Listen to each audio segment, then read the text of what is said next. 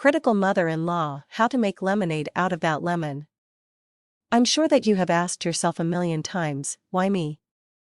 What did I do to marry a man/woman with such a critical, interfering, and poisonous mother?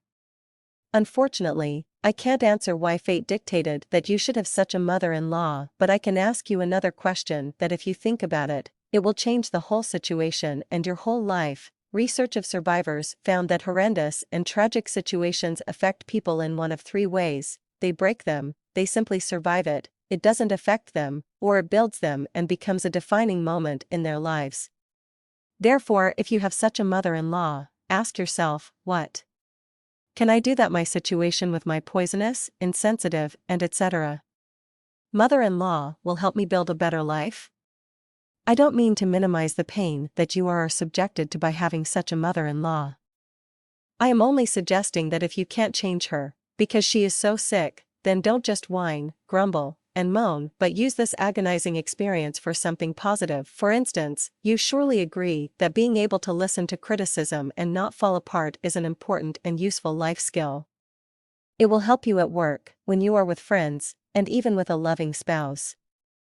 Therefore, if your mother-in-law is very critical of everything that you do, regardless of whether what you did was good or bad, use this experience to improve the important skill of hearing criticism. But how do I do it without getting upset, angry, and furious? You asked. It takes work, but it is worth it. Here is a simple 3-part strategy. Point 1. Firstly, remember that she is sick and therefore what she said is either not right or an exaggeration. Point 2. Prepare yourself before you meet.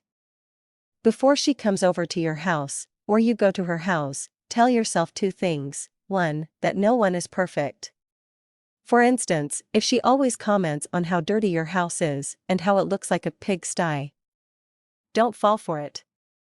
It might not be the cleanest house in the city, but it is also not the messiest, so there is nothing to feel bad about. Besides that, you work 40 hours a week, care for your husband, and have the pressure of such a mother-in-law. 2. Having one bad trait doesn't make you a bad person. It only means that there is one skill that you are not yet good at. As long as realize your inner worth, there is nothing that she can say that will upset you. Point 3. Learn from politicians how to deflect criticism, agree in 1 or 2 words, and change the subject.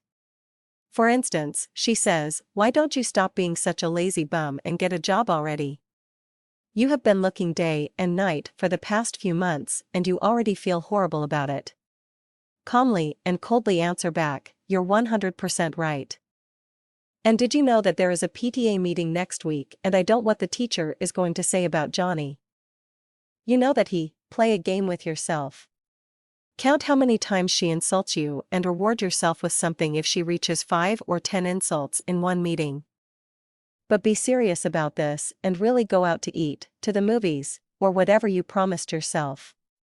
You'll be surprised how you will look forward to her insults. Surely, if you can change your mother-in-law to like you and to stop being so critical, do it. But if you can't, then use your difficult situation to build yourself a better life. As my father used to say, if you have a lemon, make lemonade.